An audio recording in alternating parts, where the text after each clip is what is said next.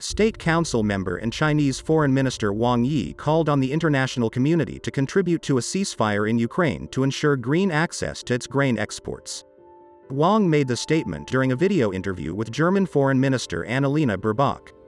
China is ready to maintain coordination with various parties to overcome the food crisis, he said, adding that his country has continuously provided emergency food aid to countries in need.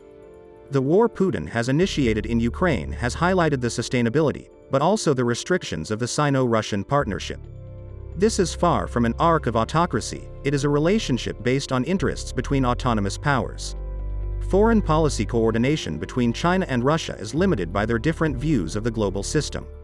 Beijing is interested in a stable international system, albeit skewed in its favor, while Moscow thrives on disorder and uncertainty. Foreign policy is a sovereign affair for both. This is the main reason why so little interest has been shown, especially in Beijing, in transforming the partnership into a more formal, but also more binding, politico-military alliance. For then there would be a need to cooperate more thoroughly. Xi Jinping seeks to preserve the Sino-Russian partnership while maintaining ties with the West. But as the war continues, it will become increasingly difficult to maintain Beijing's balance. The uncertain course of the war poses a serious problem for China. How to balance maintaining a partnership with Russia without retaliation from a united West?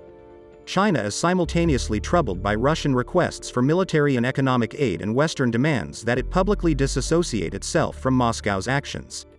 The Sino-Russian partnership is very important to Beijing, but China's growth and long-term prospects depend on integration into the global economic and financial system and free access to vital technologies, such as semiconductors.